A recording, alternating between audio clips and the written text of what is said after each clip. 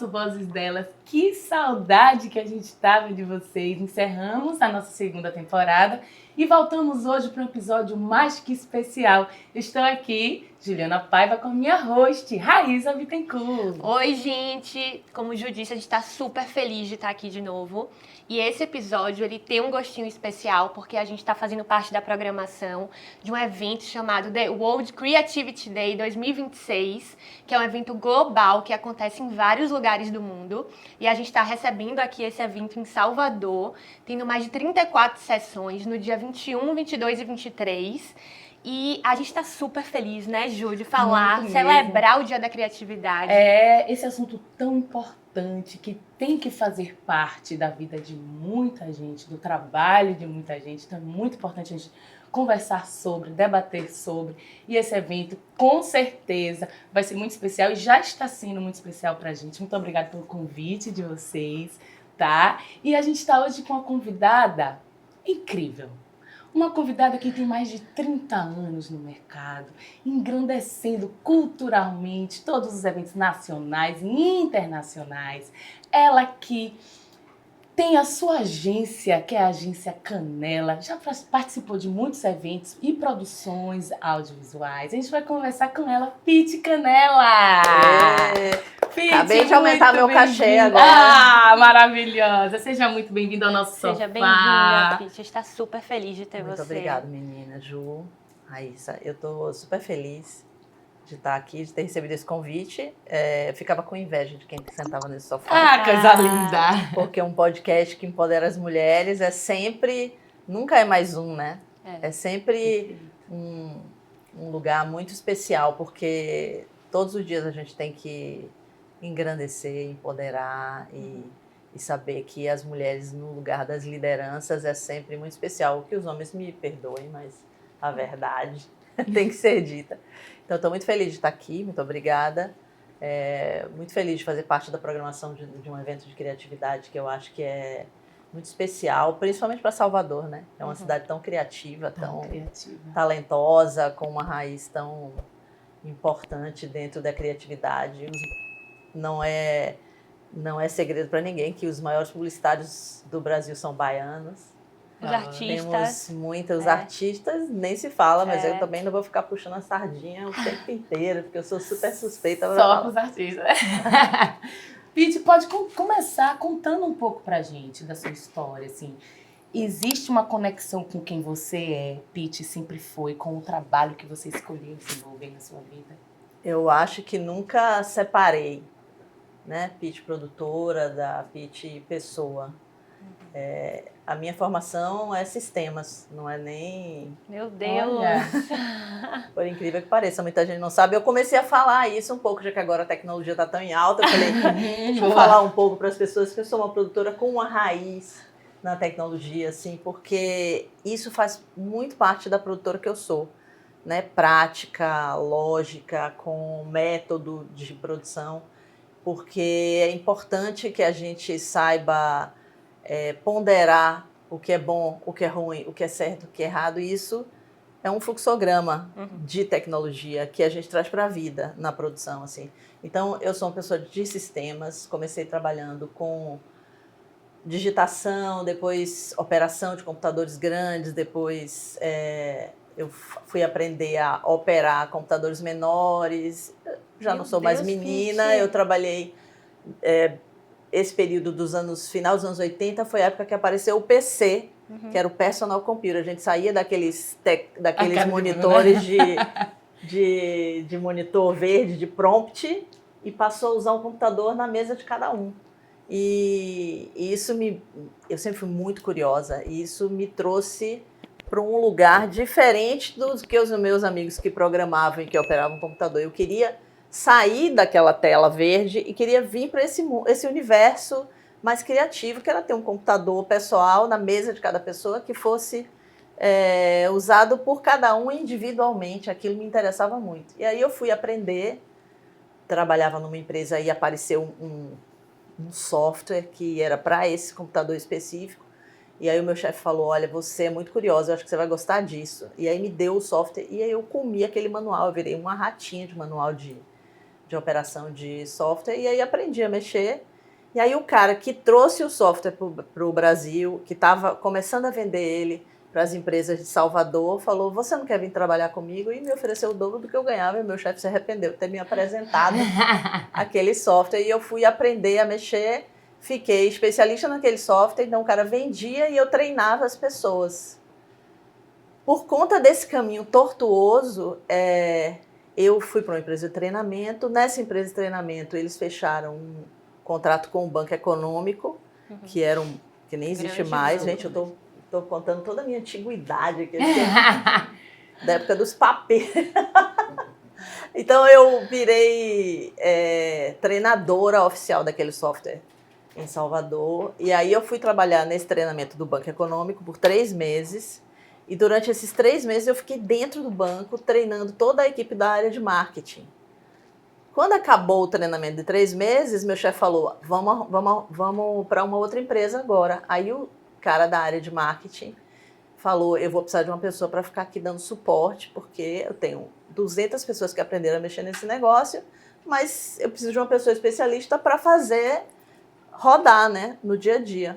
E aí ele me ofereceu um emprego, ganhando 2 vezes o que eu ganhava no outro.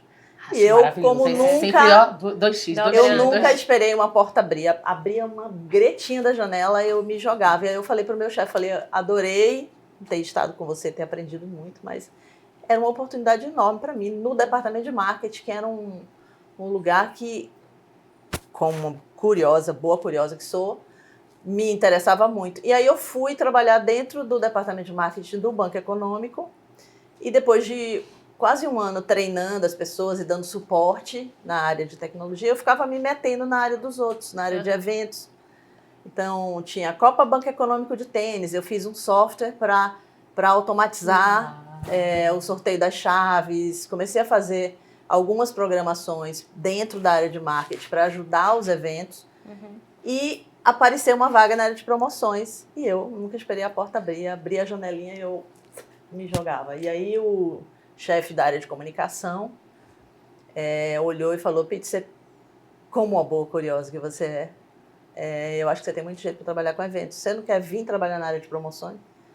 Eu falei, agora. E aí fui. E aí virei da área de promoções e propaganda, da área de comunicação, né? Eu trabalhava na área de promoções. E aí, pronto, fui trabalhar com eventos. Quando eu saí do banco, eu já me identificava muito mais com essa área, assim. E aí eu fui. Quando eu fui da escola técnica federal, porque eu fiz escola técnica, eu tinha muita vontade de ser artista. Eu adorava, fazia todas as áreas artísticas que tinha na escola de atividades. Eu fazia dança,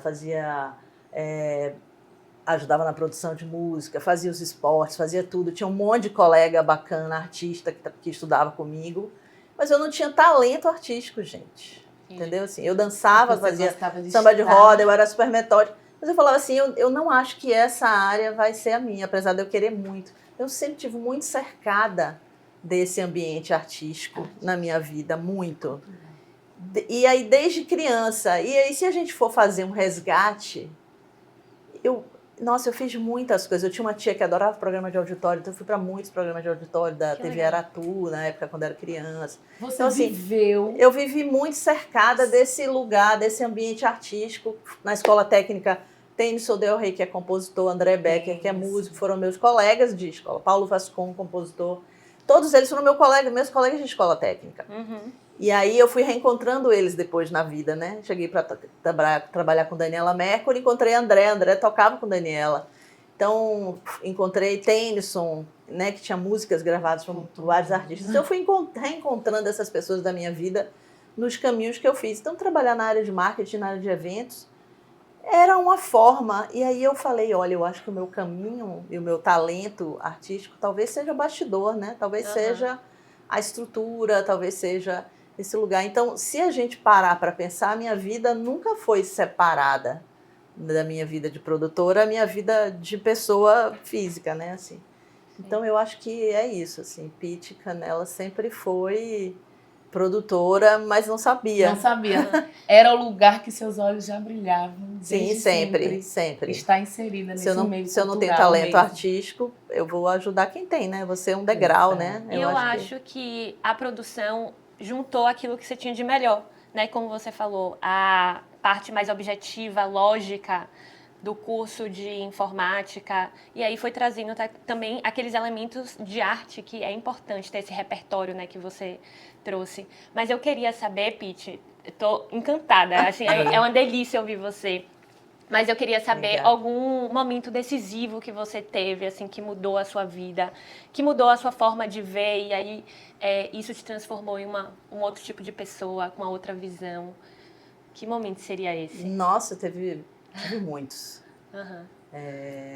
Quando eu saí do banco e fui trabalhar na área de eventos, eu achei muito inseguro aquilo. A gente sempre foi muito duro, sem grana. Uma menina que saiu do conjunto Guilherme Marbach, que era marbaquiana, que saiu daquele lugar, que estudava na escola técnica, era uma escola gratuita. Eu queria era um emprego de carteira assinada. Eu não queria, que era o que minha mãe passava dia e noite, 24 horas falando pra gente, assim.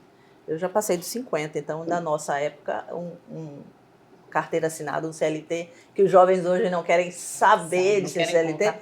A gente só queria isso porque nossos pais ficavam no nosso ouvido, um trabalho de carteira assinada. E a minha mãe ainda falava pior, minha mãe falava, tem que ter um trabalho de carteira assinada, nem que seja para ganhar um salário mínimo, você tem que estudar, e aí eu fui, assim, ganhei uma bolsa do Aquibeu, fui aprender a falar inglês, então com 16 anos eu já era formada no Aquibeu, com bolsa, 100%. Então, assim, eu fui por um caminho da educação para poder me tirar daquele lugar que eu tinha, né? Então, assim, o trabalho de eventos era muito... Como é que eu posso falar assim? Era muito etéreo, né? Era muito... Estava ali no ar, era muito incerto, assim. E você saiu de um banco que era referência na época. Exatamente, ganhando bem, um salário bom, e fui para a área de freelancer, né? Aí eu falei, velho, não sei se vai dar. Aí um dia, uma amiga falou, olha, estão precisando de uma pessoa da área de eventos no hotel, no Softel. E aí eu fui trabalhar no Softel. Mas eu tinha uma colega, que foi minha colega de escola técnica, e depois a gente se reencontrou quando eu estava no banco. Ivana Souto, que é produtora também, vocês devem conhecer a Ivana. Ivana, ela ficava atrás de mim. Vamos fazer coisa junto, vamos trabalhar junto. Acho que você é boa produtora, vamos fazer umas coisas, não sei o quê. Ela ficava o tempo inteiro. Falava, não, Ivana, vamos arrumar um emprego. Aí eu arrumei um emprego no Softel, fui ser coordenadora de esporte, de esporte e lazer no Softel. E aí, a partir daquele lugar, eu ia ter a minha carteira assinada, estava ali, eu comecei a fazer outras coisas. Então, eu tinha um turno tranquilo, que era de manhã cedo até umas 4 da tarde, depois eu ficava livre. Aí eu falava assim, tá bom, vamos ver, o que a gente pode fazer? Começamos a inventar umas coisas para fazer, assim. E aí ela falou, não, vamos montar uma produtora. Gente, eu era muito nova, assim. Eu tinha, sei lá, 22 anos, Ivana tinha 23, 24, Marília tinha 23. A gente era muito novinho, assim, porque eu fui trabalhar muito cedo. E a área também muito nova. E aí, Ivana falava, vamos montar uma produtora, uma empresa de produção. Eu falava, tenho dinheiro, mal tenho dinheiro para pagar o ônibus que eu pego, você tá doida, vou montar uma produtora. Ela falou, não, vamos, porque ela trabalhava na área de comunicação com Estela Craveiro, que era assessora de Gilberto Gil na Câmara dos Vereadores. Gilberto Gil era vereador. E aí depois o Gil saiu de vereador, mas ela ficou naquele lugar, ali naquele ambiente. E Ivana, ela abriu essa porta desse universo que para mim era impossível de alcançar, assim. Então ela dizia assim, não, vamos. Ela tinha uma autoconfiança, um negócio impressionante, mulheres, assim. Né? E ela falava assim, não, vamos. E aí um dia ela falou assim, marquei uma reunião com Flora. Aí eu, que Flora? Ela falou, Flora Gil, a mulher de Gilberto Gil. Eu falei, Ivana, você tá bem doida, mas vamos. E eu, tipo, achando aquilo tudo super engraçado. Aí saí do hotel, fui pra Ondina, pra casa de Flora, e cheguei cedo, né? Porque eu sou, gente, pontual desde que eu me entendo por gente. E aí a gente bem sabe que cheguei no horário, da reunião e nada de Ivana, né? E eu no playground do prédio esperando ela chegar pra gente subir juntos. Eu falei, não vou ficar aqui embaixo não, tô com sede, tô cansada. Aí subi. Aí toquei na porta, nada de ninguém abrir. Daqui a pouco eu tô ouvindo a voz lá no fundo da área de serviço, assim, falando, quem é? Abri aqui. Eu falei, meu Deus, Gilberto Gil. Eu ouvi aquela voz assim, chega, me deu um frio na barriga. Aí eu falei, oi, sou eu, Pete. Entre aqui. Aí eu saí, fui pra porta da cozinha, entrei na cozinha. Você tremendo ou não? Eu tava achando aquilo tudo muito surreal, gente. Desde a hora que Ivana falou, eu já tava achando surreal. Imagina encontrar Gilberto Gil pela primeira vez na minha vida na cozinha da casa dele. Eu falei, tudo bom? Eu sou Pete. Você que é Pete? Eu achei que você era uma negona, Rastafari. Toda Ivana fala tanto de você, que você é danada, que você é isso, você é... E eu tinha uma cara de nerd, porque eu ainda tinha o cabelo bem curto na época, de óculos, magrela. Aí ele falou, pô, você tem essa cara de nerd? Eu falava, tal, tipo... Aí foi tudo muito engraçado. E eu achando aquilo tudo muito engraçado, olhando como se não fosse eu, inclusive, assim, né? E aí Flora chegou na cozinha e falou, mas Gil, você abriu a porta da cozinha pra menina, a menina é amiga de Ivana, veio pra uma reunião comigo. Tá bom, muito obrigado pela recepção, pode ir. Aí ele, muito prazer conhecê-la, tal, não sei o quê. E foi embora, entrou lá pro quarto dele e eu fui conhecer Flora, né? E falou, Pia, você que é Pete? Pensei que você era uma negona, toda despachada. É você que é Pete? Olha, não tem nada a ver, eu achei que era outra pessoa. Aí eu falei, Ivana deve ter pintado uma imagem de mim, tipo, surreal, que eu era a pessoa mais foda do planeta, baiana, retada, conhece.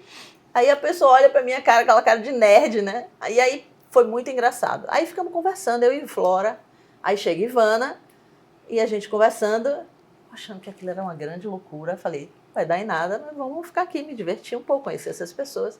E pronto, aí Flora falou, quando Ivana chegou, a gente sentou, ela falou assim, olha, eu adorei Pete, acho que você tem tudo a ver, acho que vocês vão montar um negócio maravilhoso, vou ajudar vocês a montar a produtora, quero que vocês usem, pode usar o nome da GG Produções na Bahia, mas eu não posso ser sócia, porque eu moro no Rio de Janeiro, não tem nada a ver, mas tem uma filha do Gil que mora aqui, Marília, que formou em psicologia, que não tem nada a ver com psicologia, filha de artista, psicóloga, está trabalhando no polo petroquímico, na área de RH, uma maluquice. Não, ela vai chegar daqui a 5 minutos. Aí, toca a porta, era Marília.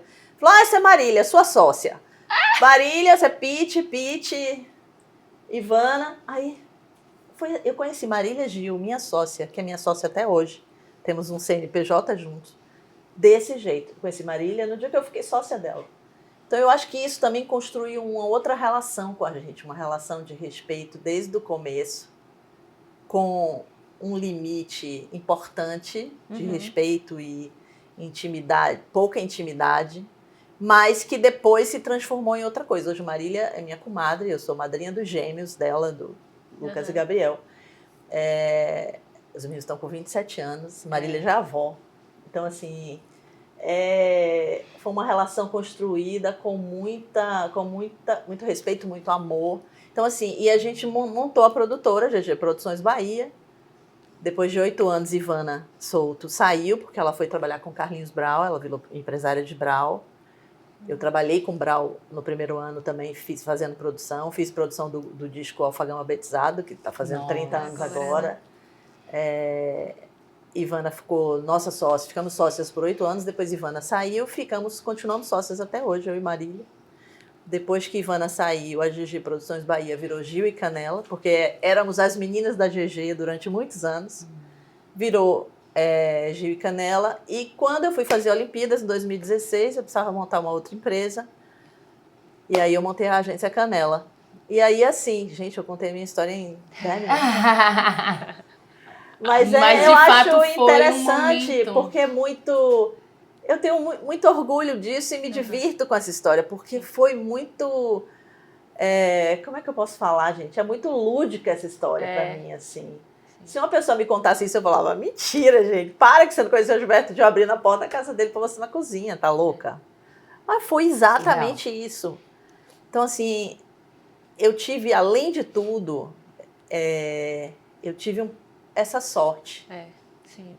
Desses caminhos irem se abrindo. Mas eu acho que tem a ver com a Pete, curiosa, que morou Você no só Marbac. tava lá por causa que Ivana falou tudo que você era. Nunca fez sorte. É isso. Então, Nunca assim, é fez muito sorte. engraçado a gente ter se conhecido na escola técnica, a gente se conhecia no pátio da escola, das conversas que a gente deve ter tido na escola, do jeito que a gente era na escola.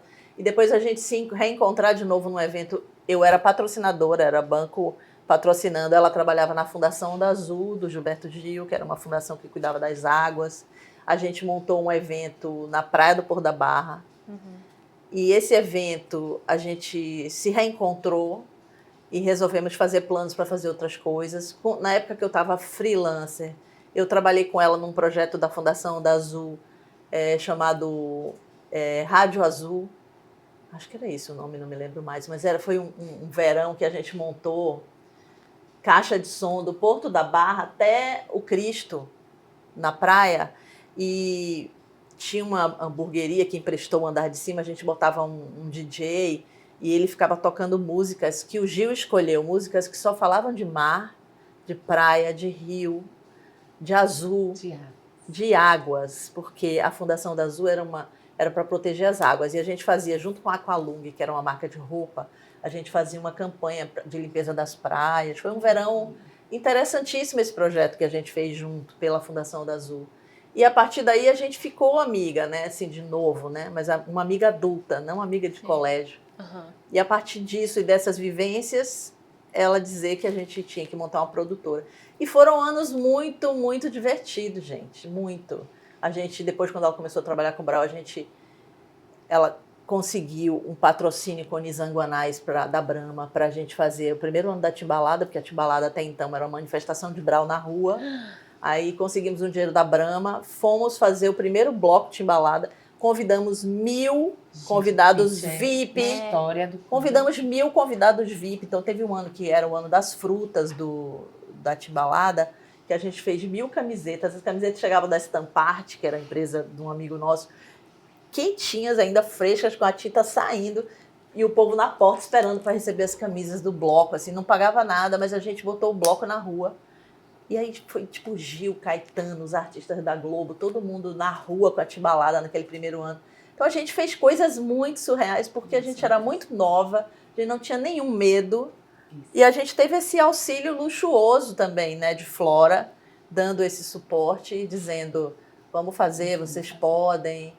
E aí, pronto, depois que a gente montou a produtora, a gente fez muita peça de teatro. Que legal. A gente fez... Nosso primeiro show, enquanto produtora, foi ao Seu Valença, na Concha Acústica. Tomamos um ferro, porque a gente descobriu ingresso falso. Nosso ingresso era desse tamaninho. Quando a gente abriu a urna, tinha ingresso desse tamanho, assim. E a gente tomou um ferro danado na Concha. Mas foi um grande aprendizado, assim. Então, eu acho que já isso. Já entrando nesse universo dos grandes eventos, você já participou de grandes eventos, grandiosos eventos. Consegue citar pra gente um evento que marcou muito você, assim, tanto profissionalmente quanto pessoalmente? Gente, como produtora, eu sempre sonhava em fazer os grandes eventos, né? Durante minha trajetória, e aí foram muitos anos, nesses 30 anos eu já fiz, foi coisa. Estamos vendo. Eu fui trabalhar na Fonte Nova, quando a Fonte Nova ia ser demolida para construir outra. Eu fui convidada para esse projeto, para ser gerente de eventos da Fonte Nova. Então a gente montou a operação de eventos da Fonte Nova. E depois que eu saí da Fonte Nova, que eu fiz Copa das Confederações, Copa do Mundo, e eu sonhava em fazer uma Olimpíada, uma cerimônia olímpica, né? Quem não sonha? Quem produtor não sonha em carregar uma tocha e estar no meio daquela coisa? Queria assistir. Agora que eu já fiz, eu quero fazer um Super Bowl agora. Que apareça nos Não, porque você acha que é tudo que é impossível, né? Mas depois você começa a perceber que não é tão impossível assim. Então, vamos sonhar, né? Não custa nada sonhar, Não custa nada sonhar, então vamos sonhar agora. Mas eu sonhava muito fazer uma cerimônia olímpica.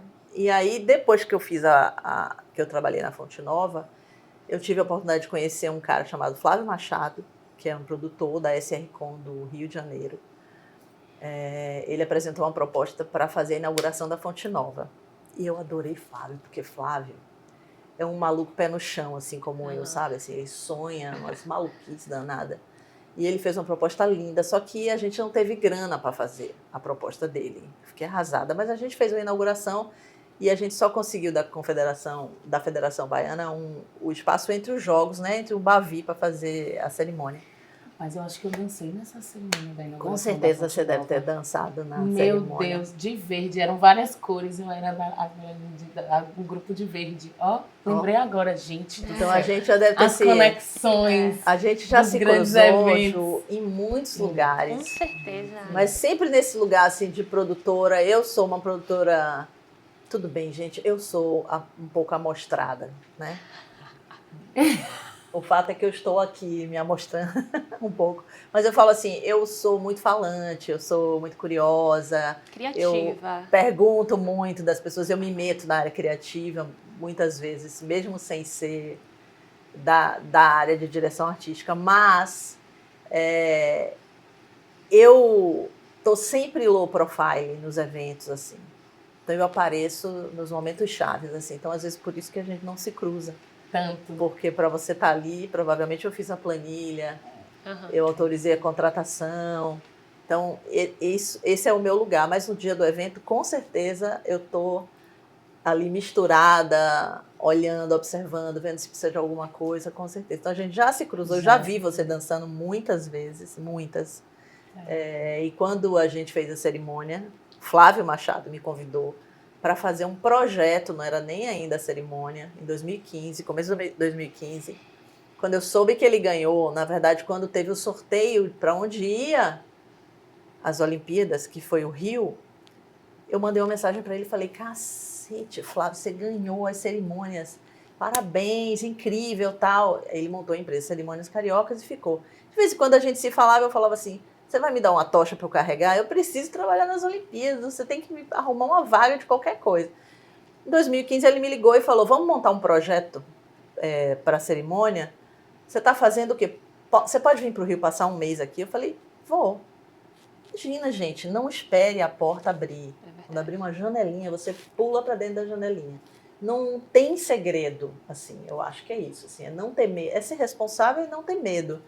Então eu fui para o Rio de Janeiro, passei um mês lá, ele falou, olha, toma aqui essa arquiteta, vai desenhar tudo que você imaginar, e essa é a minha diretora criativa, que vai imaginar as coisas e você vai dizer a ela se é possível ou se não é possível. Então eu tenho 3 pessoas, a arquiteta que vai desenhar o que vocês imaginarem, a doida que vai sonhar o impossível, e você que é o pé no chão que vai dizer pode ou não pode, pode, custa tanto. Uhum.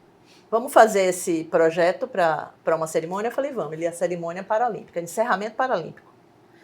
É a minha cerimônia mais barata, não tenho dinheiro. É uma cerimônia simples, mas eu queria fazer uma coisa completamente diferente. Fica aí. Pronto, me largou lá com essas meninas que eu nem conhecia e eu passei um mês com elas e a gente fez um desenho de um projeto lindo para a cerimônia. Apresentei, ele ficou louco, adorou. Ele falou, sabia, você, baiana, carnaval... Baixo custo. É isso. Baixo custo. A gente está acostumada aqui, né? Porque baiano sabe fazer carnaval e sabe trabalhar com pouco dinheiro. Pouco dinheiro, isso. E isso, gente, isso é um acerto pra gente no fim das contas, porque a gente sabe fazer com pouco. E a gente é criativo o suficiente para fazer o pouco virar muito. Então, assim, ele pensou nisso, ele é inteligentíssimo, ele falou assim, vou trazer Pete, ela vai saber fazer. E aí ele me levou. E aí pronto, eu apresentei o projeto, ele falou, agora está na mão do time do Comitê Paralímpico. E aí fui embora, nunca mais falamos. Aí no Carnaval de 2016, Flávio me liga e falou, Canela, que dia você chega? Eu, que dia eu chego aonde? Você está em Salvador? Ele falou, não posso, estou no meio da confusão aqui. Na verdade, no Carnaval de 2015. Porque isso foi do final de 2014, foi confuso esse período para mim. Eu sou péssima com ano. Com anos. Aí, que ano você... Não sei. Não me lembro. Aí, quando ele falou isso, eu falei, oxi, Flávio. Ele falou, não, menina, eu preciso de você aqui. Agora sim. Os caras encheram de gringo aqui, na equipe. A outra empresa que faz, a Ballet, que faz a cerimônia olímpica comigo, porque eu tive que contratar os caras que sabem fazer. Eles trouxeram essa trupe que viaja, todas as cerimônias olímpicas são sempre as mesmas pessoas. Os produtores, grandes. E eu estou batendo pé firme, porque a cerimônia do Brasil, eu preciso de brasileiro dela. Claro. Então, eu já briguei para as Olimpíadas, para a gente ter nas cerimônias criativos brasileiros, então eu já tenho criativos brasileiros, mas eu preciso de profissionais de produção também brasileiros e eu estou empurrando aqui alguns. Então eu não posso pagar passagem, não posso pagar hospedagem, não posso pagar, mas eu tenho um bom salário. Você vem, eu falei, amanhã. Arrumei a mala e me mandei para o Rio de Janeiro, para morar no Rio de Janeiro até as Olimpíadas. Um ano E pouco. Que legal, Pete. E aí eu fiz a mudança, peguei filho, casa, apartamento, arrumei a vida e fui-me embora. Por quê? Não espere a porta abrir. Quando a gretinha da janela abrir, você vai. Porque as coisas acontecem, entendeu? Assim, o universo conspira. Você jogou para o universo, você pediu. Quando aparece, como é que você vai dizer não para o universo? Você não pode dizer não para o universo. E essa cerimônia foi assim...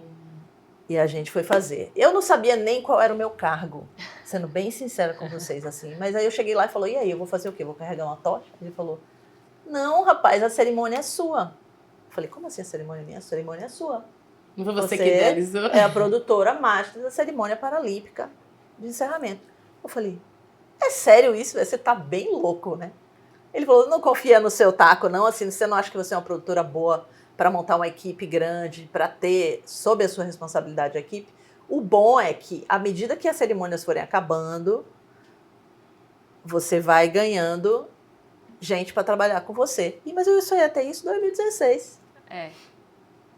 Mas, enquanto isso, a gente montou uma equipe, né, de Paralimpíadas. Então, todo mundo que trabalhava na abertura paralímpica, que já estava bem adiantada, conseguia me dar um apoio e eu fui montando gente bacana para fazer, assim. Então, foi muito legal fazer a cerimônia.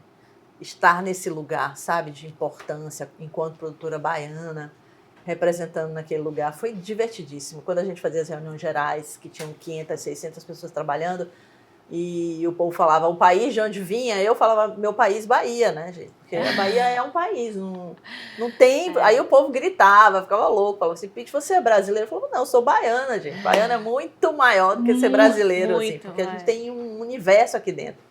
Então, assim, foi sem dúvida nenhuma, voltando para a pergunta, porque eu arrudiei, né, como diz o povo, esse, com certeza, foi meu maior trabalho, o trabalho mais desafiador, assim, o mais sofrido, porque não é só glória, né? Com certeza. Tem muito problema, gente. Trabalhar no Rio de Janeiro, com cerimônia grande, no Maracanã, com segurança de Olimpíadas. Eu tive que comprar um computador, porque para entrar e sair com o computador levava 1 hora do Maracanã. Aí eu desisti, comprei um computador, botei dentro de um armário, lá dentro, e o computador de dentro do Maracanã não saía para minha casa. Foi aí que eu aprendi a trabalhar com nuvem, porque eu não podia ficar rodando com esse computador, porque para entrar e sair um computador do Maracanã, com a segurança de Olimpíadas, era uma loucura. E aí eu falava, não, ao invés de 1 hora, eu gastava 20 minutos para entrar e sair do Maracanã. E aí eu ganhei mais tempo de vida também, assim. Então, assim, eu não tive vida pessoal nesse período, eu morava dentro do Maracanã, morei no centro da cidade, no escritório das Olimpíadas, durante um tempão. Depois a gente mudou para o Maracanã. Então, assim, foi uma experiência inesquecível, assim, incrível e sensacional. E vou dizer uma coisa, você estufava o peito para dizer que era baiana e puxou muitos baianos para estar lá junto com você. Puxei. Sabe como era o apelido da cerimônia? Era só... Falava assim, a cerimônia de Pete, a cerimônia de Pete. Falava a cerimônia sotero-paralímpica. Porque só tinha baiana na cerimônia. E então, me assim, puxou, tá, gente? Deixando claro que eu soube aqui, antes da gente começar, a gente conversando, que também foi dedinho de Pete me colocar lá. Eu coreografei a entrada de Ivete na Paralimpíada desse ano. Foi lindo. Foi, nossa. Parabéns, Ju, você trabalhou muito. Ai, não foi só Ivete, né, gente? Vamos contar. A gente convidou a Ivete para fazer a produção, para fazer apagar a tocha, né? Que é um momento importantíssimo nas cerimônias olímpicas, acender a tocha, apagar a tocha. Então a gente queria uma pessoa importante, linda, que fosse muito talentosa, que representasse muito o Brasil. E eu sugeri para Flávio que fosse Ivete. E ele falava, meu Deus, Ivete tem tempo para nada, ela não vai aceitar. A gente ligou para Fabinho Almeida, na época era empresário de Ivete. Sim. Fizemos o convite. Tinha um detalhe importantíssimo. Os artistas que trabalham nas cerimônias, eles não ganham cachê. Eles têm que vir gratuitamente. A gente paga todas as despesas e tudo que eles precisam. o figurino que ela quiser vestir, o sapato que ela quiser calçar, tudo. O avião para ir ensaiar e voltar, eu podia pagar. Eu pagava todas as despesas, mas eu não podia pagar cachê. E aí, convidamos Ivete, ela aceitou logo de cara, inventou, mudou a agenda dela inteira para fazer a cerimônia, o que deixou a gente muito feliz. A mim, como baiana, pelo amor de Deus, fiquei louca. E aí ela falou assim, mas e os bailarinos? Eu quero levar minha equipe inteira, eu quero levar meus bailarinos, eu quero levar... Eu não podia fazer, porque tem um protocolo enorme. Mas eu falei para ela, a gente garantiu que a gente teria muitos bailarinos, mas que ela podia escolher o coreógrafo. E aí ela escolheu o Ju. E aí ela falou, então eu tenho uma pessoa da minha equipe que eu confio demais, que eu sei que vai fazer tudo girar, que é Juliana. Então, vocês pagam Juliana o cachê dela para ela coreografar e os bailarinos vocês escolhem. Mas, pelo amor de Deus, gente, olha os bailarinos, olha que bailarinos são esses, não sei o quê. Ivete sempre muito preocupada. Aí ela falou, e ela preocupada com o Ju, né? Porque ela falou assim, eu não posso jogar nas costas dela inteira uma cerimônia, milhões de pessoas vão ver, é muita responsabilidade. Então, vocês me prometem que vocês vão ter esse cuidado com ela, escolher os bailarinos. Gente, eu tô sabendo disso tudo agora, tá? Mas eu acho claro. Que... Eu admiro isso nela, admirei muito na época, assim, porque ela falou, é uma responsabilidade enorme, ela trabalha muito, ela não vai deixar de viajar comigo, ela não vai deixar de dançar comigo, mas ela tem essa responsabilidade para fazer. E aí a gente chamou a Juliana, ela foi, a gente conversou várias vezes e a gente escolheu os bailarinos, entregou a Ju vários bailarinos. A gente ensaiava no estacionamento do Maracanã. Você é muito danada. Há 10 anos atrás, você já é uma menina hoje, ainda é uma menina hoje. Imagina 10 anos atrás. Ai, meu Deus, Pete, maravilha. Muito obrigada por gente, eu não sabia de nada disso. Eu tô sabendo agora, muito me emocionando. Muito dedicada, assim, tudo que ela faz. Nossa, demais. Todo mundo, e os bailarinos todos, a gente tinha bailarinos estrangeiros do mundo inteiro, sob os cuidados dessa menina, porque ela era uma menina. E a gente ficava impressionado com a disciplina, com os horários, sabe assim, com a responsabilidade. E foi lindo de ver mesmo, assim. E você botou em pé uma coreografia com bailarinos, aqueles bailarinos todos, se vocês botarem no YouTube, vocês vão conseguir assistir a cerimônia. E vocês vão ver os bailarinos todos, aqueles bailarinos todos ali. E eu assim, com o meu radinho. Só tinha a Juliana, que era da equipe de Ivete. O resto eram bailarinos contratados das cerimônias. Que a gente ensaiava dia e noite. Descobrimos que um evento que marcou muito o Pete também me marcou, né? As conexões do nosso sofá. Obrigada por isso mais uma vez. Meu amor, eu que agradeço. O seu talento artístico, sem ele, o meu talento de produtora não ia conseguir botar de pé. Coisa linda. E tome-lhe criatividade nesse sofá. Com certeza. Tome-lhe criatividade nesses momentos. Então, a cerimônia soteroparalímpica. Eu amei esse nome. Amei. É muito criativo, né? Assim, a gente brincava muito com isso, assim. Quando a gente foi montar a cerimônia, então eu sempre puxava a sardinha para os meus, né? Então eu botei Ivete, eu convidei Saulo. Saulo foi divertidíssimo, gente. Saulo, no primeiro dia que Saulo chegou no Maracanã para ensaiar, Saulo nervoso, entrou no Maracanã, ele tirou o sapato na beira do gramado, botou os pés na grama, segurou na minha mão, apertou e ele olhava para o céu e ele falava assim, eu sou de Barreiras, eu não entendi, a gente sabe que você é de Barreiras. Ele falou, não, eu tenho que lembrar a mim mesmo, que eu estou nesse lugar, eu vou fazer essa cerimônia tão importante para tanta gente, mas eu não posso me esquecer de onde eu vim. Então, eu sou de Barreiras. Que legal, Pete. Então, foi lindo ver Saulinho fazendo isso, assim. E foi muito legal. Então, foi Saulo, Ivete, fora a equipe, que eu levei o máximo de baianos que eu consegui levar. Eu convidei Gabi Amarantos, que eu tinha conhecido num projeto chamado Conexão Vivo, que era de Belém do Pará, ela já estava um sucesso. Na época do Conexão Vivo, ninguém sabia quem era Gabi Amarantos, a gente trouxe Gabi para cantar em Salvador. E depois a gente levou Gabi para cerimônias, ela ficou super feliz, mas tinha que levar alguém do norte. Eu falava, não pode ser nenhuma outra que não Gabi. Nação Zumbi, que é da minha época, né? Chico Sainz. Com certeza. Levamos Nação Zumbi, foi um momento tenso nas Olimpíadas, inclusive porque o guitarrista escreveu uma frase ativista atrás da guitarra dele e 2 segundos ele fez um caos para mim na cabine de produção, porque ele levantou a guitarra e tinha um fora Bolsonaro. Foi muito doido, assim, mas foi tipo 2 segundos e ninguém conseguiu ver ele fazer aquilo. A gente não pode fazer nenhuma demonstração política. Então ele botou, Escondido de todo mundo. escondido de todo E mundo. cai Ele todo levantou a guitarra, fez o protesto dele, baixou a guitarra. Foi engraçadíssimo. E você Todo- fica naquilo, tipo, acho engraçado, mas tem Os que gringos lidar. amando, sem entender nada, começaram a me perguntar, dentro da cabine, eu com 2 fones de ouvido, um rádio em cada ouvido, os bailarinos fazendo contagem, porque a gente usa 2 rádios, porque em um rádio a gente ouve o que a gente chama de showrunner, que é uma pessoa que fica chamando a cerimônia, tipo, 5 segundos antes das coisas acontecerem. Tipo, Saulo no palco, gol, não sei o quê. Ele fala 5 segundos antes da coisa acontecer. Luiz e Saulo, microfone em Saulo, Saulo, gol. Então eu ficava ouvindo aquilo, o showrunner cantando a cerimônia no ouvido de todo mundo. E o outro era bailarino falando 8, 7, 3, 4, bora, sobe e desce.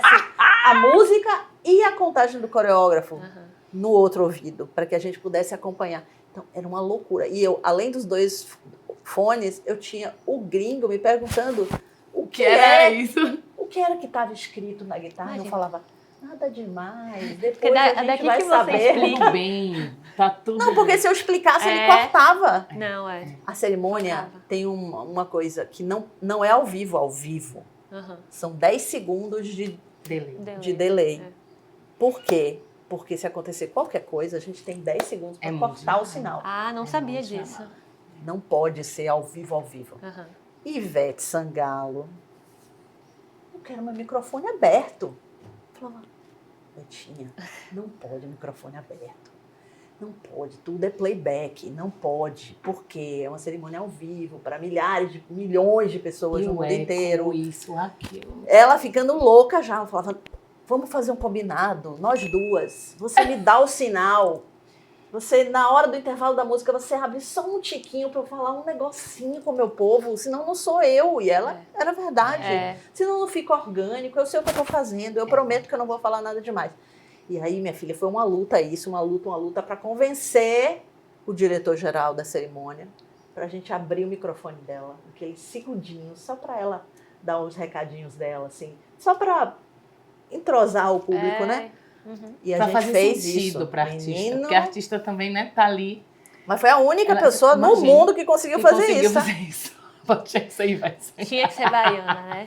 Ninguém, porque ela peitou aquilo, ela insistiu, ela falava, é orgânico, eu preciso disso, eu vou falar, então eu vou me sentir uma boneca, eu vou me sentir uma máquina, já basta que é playback. Agora, o detalhe, é um playback, assim, produzido na hora, né? Então, assim, para a Ivete gravar a música que a gente apagou a tocha, que era A Paz, de Gilberto Gil,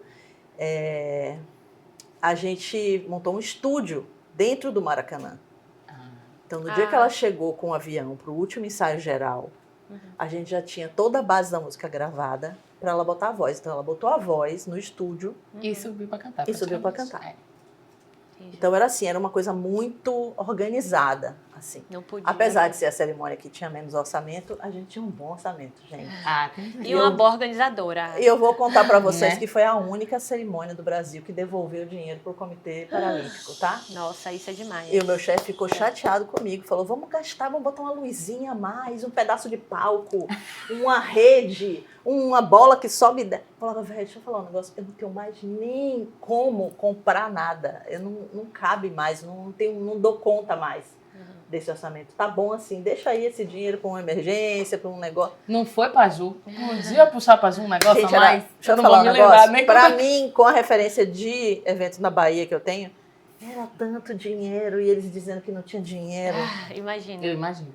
Falando em criatividade, no cenário baiano, você lá com tantos baianos, o que você me diz sobre, a gente já sabe, do celeiro cultural que é Salvador, da criatividade que o nosso povo tem. Como você enxerga esse cenário hoje? O mercado, Pete, porque você tem muita referência, né? Você tem muito tempo aí de experiência e a gente sabe que o mercado hoje é muito diferente de 30 anos atrás. Sim, completamente. Como é que você olha para o mercado hoje e qual é a análise que você faz? Ele tá melhor, tá pior? Traz pra gente sua visão. Olha, hoje tá... Gente, é impossível estar pior. Tá Aham. bem melhor. A gente tem mais tecnologia, a gente tem, né, mais gente consciente do que a arte é capaz de fazer com as pessoas. A gente tem um cenário onde a gente hoje consegue provar com dados que a cultura traz dinheiro. Cada real investido na cultura volta 5, 6 reais, 7 reais. Então, é impossível ser pior. É melhor, o mercado é melhor. Como é que a gente pode alcançar esse melhor? Eu acho que é investindo nessa nova geração da criatividade. Tem muita gente criativa nesse lugar, né? Nessa Bahia. A Bahia é um estado do tamanho de um país. A Bahia é dividida em 27 territórios de identidade. Não é à toa, é porque a gente tem 27 lugares com culturas similares, mas diferentes também. Então, a gente tem de tudo nesse lugar. Né? É um país mesmo, a Bahia. Quando a gente fala que é um país de brincadeira, Bahia é meu país, a gente está falando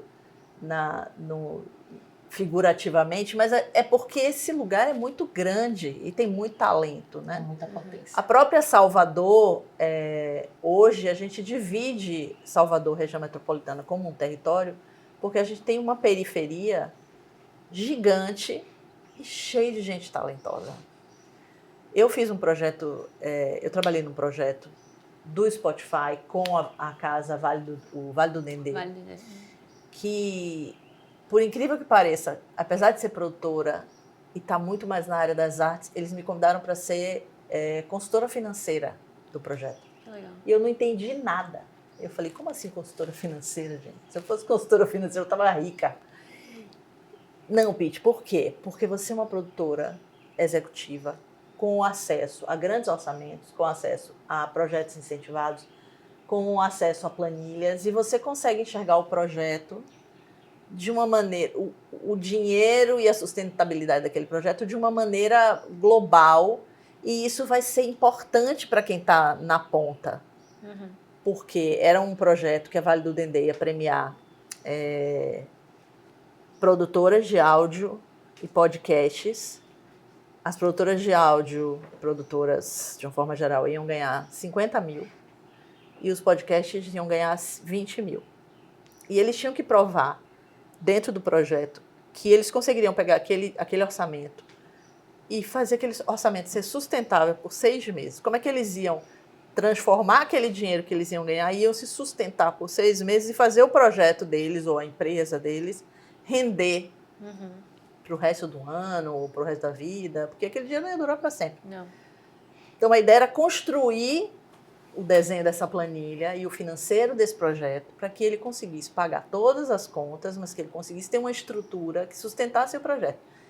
E foi um aprendizado para mim. Se eles acham que eu ensinei alguma coisa àqueles mentorados, foi pelo contrário. A mentoria foi para mim, porque eu consegui enxergar de uma outra maneira o meu trabalho de produtora executiva, que era esse olhar geral, esse olhar da planilha, esse olhar do financeiro, que é, inclusive, o que eu acho que falta para a Bahia. Eu acho que falta financiamento, eu acho que falta acesso a esse dinheiro. Acho que é muito injusto o Sudeste, Rio, São Paulo, algumas vezes Minas, algumas vezes Brasília, ter acesso a esse montante do dinheiro do marketing direto às empresas que a gente não tem aqui. Não tem mesmo, é muito difícil, é muito difícil. Só se tiver alguma agência ou algum baiano grande envolvido no projeto que esteja lá em São Paulo, que vá buscar. Não tem. E a gente merece muito ter acesso a esse dinheiro. Isso é muito real. Porque a gente tem muito talento, porque a gente tem muito profissionalismo. A gente já faz muito com pouco. É. Né? Imagina. Então, se a gente tivesse acesso a esse dinheiro de projeto, quando a gente teve, a gente fez muito. Um projeto que eu trabalhei em 2009, 2010, que foi Conexão Vivo, que era um projeto com o dinheiro de uma companhia telefônica, que a gente fez 3 anos de projeto na Bahia. A gente aprovou 250 projetos na Lei de Faz Cultura. Hein? A gente lembra disso? Fez muito disco, fez muita turnê na Bahia, fez muito show, fez festivais em grandes cidades da Bahia. E, gente, não foi muito dinheiro não, tá? Não era muito dinheiro não, mas era um dinheiro gostoso que a gente conseguiu aprovar com a Lei Faz Cultura, porque o Faz Cultura tem 15 milhões por ano. Se a gente tivesse uma empresa, e temos muitas, com ICMS de 15 milhões disposto a investir esse dinheiro do ICMS todinho aqui na Bahia, a gente tem projeto pra caramba lá para aprovar na Faz Cultura, ó, um monte. A gente fez muito com Conexão Vivo. E era um projeto que juntava 3 estados importantes, que era Minas, Bahia e Pará. Olha. E foi lindo de fazer. Então, quando a gente tem a oportunidade, a gente consegue fazer muito com essa oportunidade. Então, enfim, gente, eu vou emendando. Não, a gente adora, Pitty. É uma delícia te ouvir. E puxa um gancho de uma coisa, é isso, é a sua vivência, a sua experiência, é isso que a gente quer. Então, eu acho que a criatividade está aí, a gente está cheio de projeto bacana. A Vale do Dendê, Paulo Rogério é um cara com uma cabeça incrível e esse projeto que ele fez com o Spotify eram só para podcasts e produtoras com pessoas negras e pardas. Era um projeto com bastante dinheiro envolvido também, mas ele destinou esse dinheiro para as produtoras e a gente conseguiu fazer os projetos. E os mentorados, eles escolhem, tá? Os consultores, assim, foi muito legal. Pitty, pensando nesse cenário, que a Bahia os olhos ainda não se voltaram para cá, financeiramente falando, das grandes empresas, o que é que o profissional aqui precisa fazer para furar essa bolha e conseguir um destaque na nossa cidade? Bom, eu também estou buscando esse caminho, né? Uhum. E tenho feito isso de forma orgânica, com contato, com network, mas viajando, tendo reunião com as agências, tentando ir furar essa bolha do financeiro, que é importante. Eu acho que projeto para buscar esse dinheiro a gente tem bastante. Eu acho que falta mesmo a oportunidade, os olhos de lá para cá, muito mais do que os olhos daqui para lá, né? Assim, eu acho que a gente falta capacitação direta nesse assunto de captação de recursos. E quando eu falo capacitação, eu não estou falando só de cursos rápidos, mas eu estou falando que a Universidade Federal da Bahia tem um curso de produção cultural, por exemplo, que tem um único professor que tem experiência de mercado, que é Sérgio Sobreira, meu amigo, que eu amo, inclusive, que é professor da universidade. Eu acho que faltam professores com experiência do mercado dentro da universidade, que é bastante diferente, sem desvalorizar nenhum professor que está dentro da universidade. Inclusive, é meu projeto de futuro, quem sabe eu serei uma professora de produção cultural. Eu tenho certeza, Pitty. Em breve não, que ainda falta um bocado, né? Falta um mestrado, falta um doutorado, falta um concurso, falta algumas coisas, mas é um caminho. A gente tem o Cimatec, o SESI Cimatec, que é um lugar importantíssimo para capacitação, lançando semestre que vem, e deve estar lançando a qualquer momento, vou dar um furo aqui, que é um curso técnico de produção cultural, que é importantíssimo. Eles me convidaram para estar num comitê setorial e foi massa ter participado desse comitê dentro do Cimatec para a gente montar as unidades curriculares do curso e provar para o governo federal e para o sistema S inteiro de que é importante que a gente tenha um curso técnico de produção cultural, sim, porque nem todo mundo vai conseguir fazer. Vai ser um curso de 2 anos, nem todo mundo vai conseguir fazer a universidade, esperar 4 anos para se formar em produção cultural. E tem mercado para o técnico de produção cultural, né? Porque o produtor jovem também tem isso, né? Jovens, vocês vão virar produtor, tem que chegar no lugar e tem que carregar uma caixa de isopor também. Não pode ser só querer sentar no computador para fazer planilha, não, porque alguém vai ter que pegar no pesado também e trabalhar e ir no carro buscar o produtor e buscar artista no aeroporto e fazer a parte pesada do evento, né? Assim, arrumar, contratar, não é só e tem que ter um olhar flores. Do sistema, né? O olhar geral, né? E eu acho importante para o técnico e para o assistente de produção que está começando, ele ter essa visão geral, assim, o que é produção executiva, o que são políticas públicas, porque às vezes o cara não sabe o que são políticas públicas, o que é política cultural. Por que fala? Gestão de cultura. Tem tanto palavreado difícil hoje que se a gente não pegar... Eu não tive curso de produção, não. Fui aprender na raça. Né? Fomos todos, né? Temos aqui uma turma boa de produtores competentíssimos que vão atrás também das coisas. E é isso, a gente tem que dar repertório para esse jovem que está entrando no mercado da produção cultural. Então, eu, inclusive, saí de lá dessa reunião do comitê setorial muito feliz e me oferecendo, porque eu falei, agora eu quero ser professora desse curso de técnico de produção cultural, que Tempo para isso? Não temos, mas vamos ter que arrumar, porque é importante trazer esses olhinhos novos brilhando para a produção e como profissionais de produção, entendeu? Na minha época, produtor, minha mãe até hoje não sabe, gente. Minha filha, produtor faz o quê mesmo? Mas é isso, se a gente der repertório para esses jovens, para ele entender o que é produção, então o cara vai chegar aqui e vai dizer assim, eu sou produtor, mas eu gosto dessa parte da produção. Eu gosto de fazer planilha. Eu sou produtor financeiro. Eu sou produtor de alimentos e bebidas. Eu gosto de fazer... O cara não vai chegar cru, sem saber nada, achando que é produtor geral, e no final ele não sabe nada. Com certeza. Não tem repertório para conversar, para discutir as coisas com as pessoas. Então, eu acho que é muito necessário capacitação. Principalmente para a gente entender o tamanho do negócio que a gente tem na mão e como ele pode render para muita gente, gente. Olha esse podcast maravilhoso, chama Vozes Delas.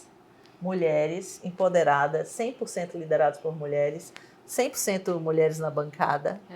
Um projeto lindo. Tanto podcast ruim que tem nesse Spotify. Verdade. Quando a gente procura um podcast bom de mulher, tem muitos bons também. Mas é isso, a gente tem que valorizar o que a gente tem. Então vamos botar essa mulherada baiana no mercado, vamos arrumar um patrocínio, tá na Lei Rouanet, tá?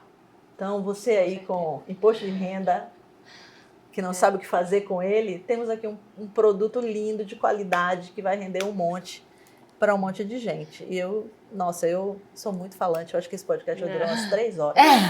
Ô, Pitty, preparem-se. Mas essa visão... acho que esse posicionamento feminino é um posicionamento muito seu também, né? Você fala bastante da importância de ter mulheres na liderança. E essa semana a gente está comemorando a Semana da Criatividade.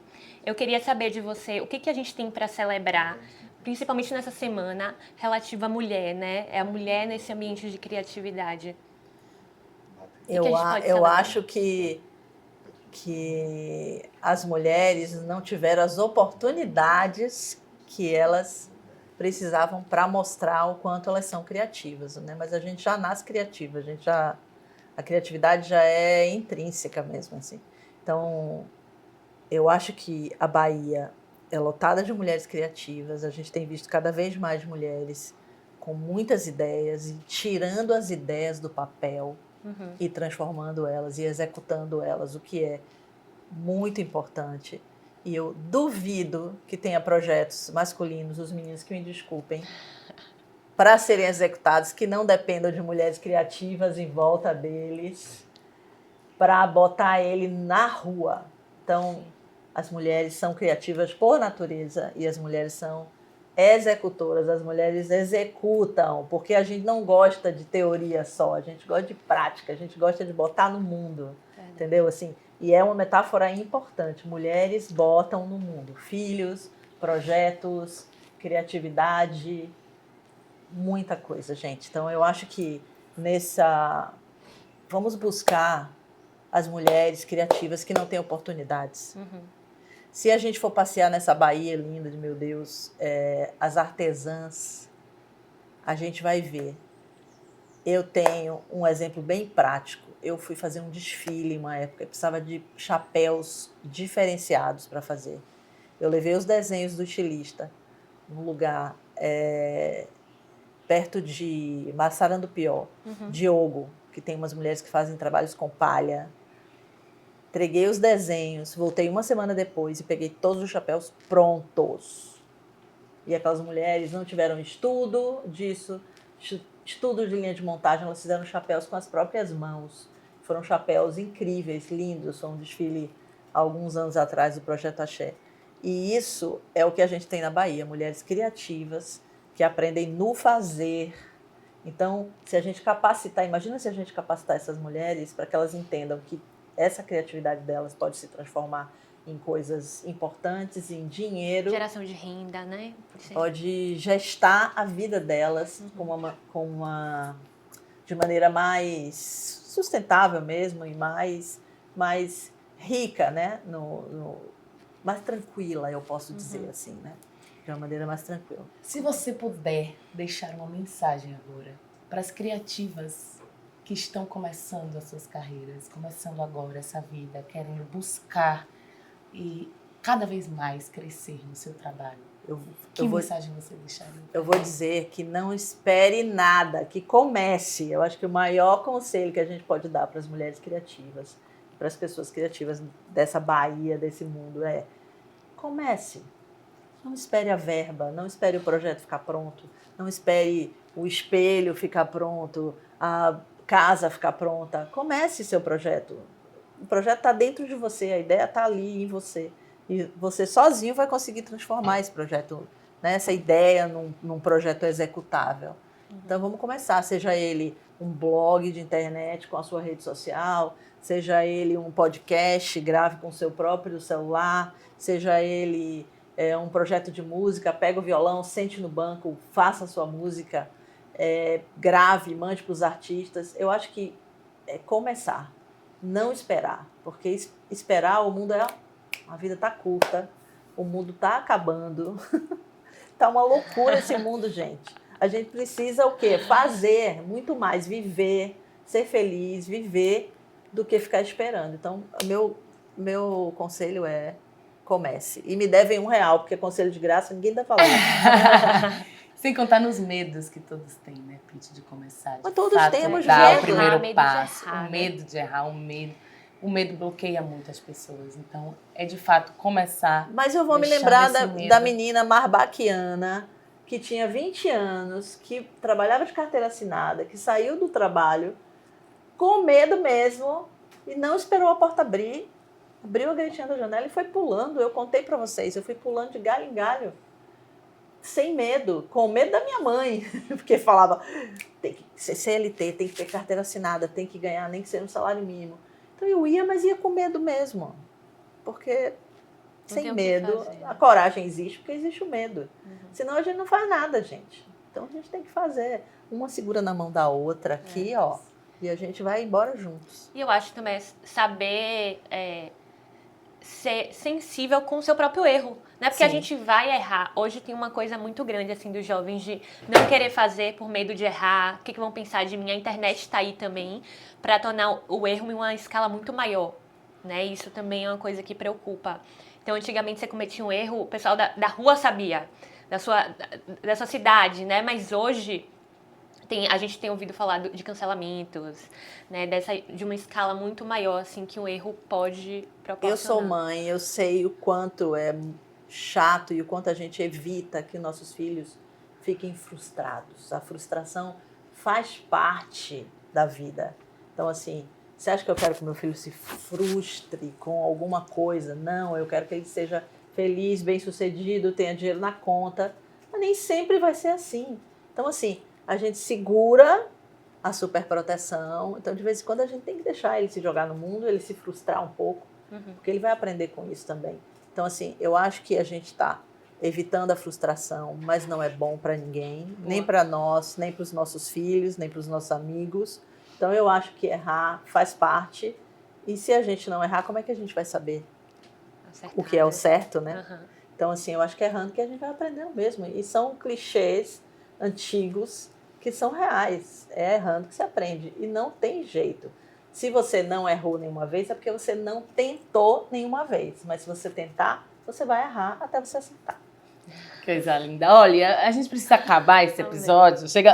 Queria conversar, mas a gente precisa finalizar. A gente tem que marcar outro dia, uma outra conversa. Tem sem câmera. Um café. A gente vai ter que marcar. Incluir os meninos nas conversas, na plateia, na conversa. Bruninha, obrigada pelo convite. E todo convidado que senta, toda convidada que senta nesse sofá, a gente encerra o nosso programa com algumas perguntinhas. Você que ama o Vozes Delas, Pitty, eu quero saber que voz é seu guia? Ai, meu Deus, que pergunta. Eu vou dizer uma coisa, assim, eu acredito em muitas coisas. Eu acredito principalmente na natureza, na mãe natureza mesmo, nas florestas, nos animais, na terra, nos planetas. Então, por causa disso, eu acredito em muitas coisas. A minha voz guia é a minha voz interior, assim. É uma vozinha que mora dentro de mim, que mesmo nos dias mais difíceis, que fica buzinando ali dentro, assim, vá, a janelinha vai abrir. E aí eu me lembro da minha amiga Rita Batista, que sempre fala assim, ó, Maravilhoso.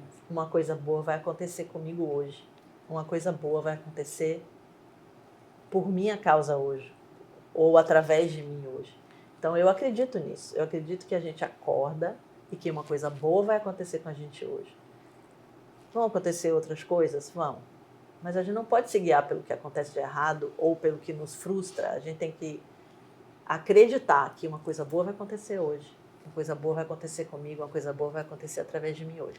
E a minha voz guia é a minha natureza, assim. Sou eu misturada com o mar, com as árvores, com os planetas. Eu acredito nos orixás, eu acredito em Deus, eu acredito no meu Santo Antônio, que é o meu padroeiro que eu amo. Eu acredito em muitas coisas, porque eu acho que tudo isso mora aqui dentro de mim. Então a minha voz guia mora dentro de mim. Que voz feminina é seu guia? Que voz feminina é meu guia? As minhas avós são um momento, um pedaço muito importante de mim. A minha avó Joaninha, que morava no Politeama, que eu não tenho mais, de quem eu tenho muita, mas muita saudades. Minha avó Loucinha, até me emociono. Minhas avózinhas que eu amo tanto. Eu morei em Amargosa, no interior, com a minha avó Loucinha durante um ano. E eu tenho memórias muito, muito lindas desse momento de morar com a minha avó. E minha avó era uma figura tão forte que eu lembro pouquíssimo do meu avô, é tão engraçado isso. Mas eu me lembro dela acordando, eu me lembro dela enchendo uma bacia de laranja pra gente chupar na porta de casa, eu me lembro dela acordando, abrindo as janelas, rodando a tramela de casa, ou brigando comigo porque eu rodava a tramela de casa para comprar o leite que passava na porta. Então, assim, essas duas senhoras, que eu já conheci senhoras, engraçado, porque quando eu conheci a minha avó, a minha lembrança de conhecer a minha avó tinha quase a minha idade, mas já era para mim uma velhinha, então eu não me sinto uma velhinha, né? E é engraçadíssimo isso, assim, essa referência de idade que a gente tem, né? O que a gente transformou. Então, assim, as minhas mulheres que me guiam na minha vida são essas duas avós que eu tive, que são muito importantes, e uma mãe dura, que eu tive, forte, dura, que não foi lá muito carinhosa porque não sabia dar, mas dizia pra gente que se dependesse dela, a gente ia ter casa, educação, saúde, sabe? E comida no prato para comer. Então, minha mãe foi essa mulher forte, poderosa. Hoje está me dando um trabalho danado, com 81, só faz o que quer, mora sozinha. E dá um trabalho danado. O que antes era uma inspiração, hoje está sendo uma dificuldade. Não, é assim, mas é porque ela é teimosa, mas ela é tão independente que ela não tem noção de que hoje ela precisa. Ela precisa, né? Mais do que... Mas muito ela comum. também é uma referência importante para mim, assim.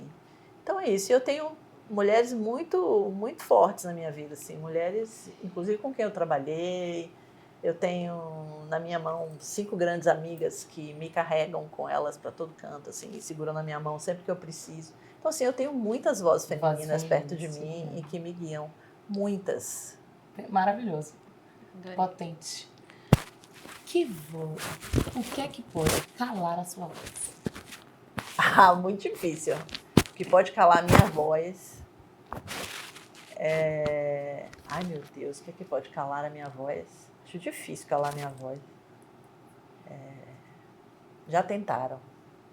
Algumas vezes. Tem uma história recente que tentaram calar minha voz de uma maneira muito difícil. Mas não me calou, não. Então nada. E eu nem sou de gritar, mas não, acho que não. Acho que calar a minha voz, só se o meu filho precisar que eu cale a minha voz por algum motivo. Fora isso, não. Ninguém vai calar a minha voz, não. Adorei, Pitty. A gente está super feliz. A gente queria Imagina. entrevistar você há muito tempo. Nossa, e eu morrendo de inveja, todo mundo sentado nesse sofá, menos eu. Como assim? Eu não sou uma voz feminina importante na minha cidade. No primeiro momento que a gente eu me acho, conseguiu. né, gente? Tenho que me achar, né?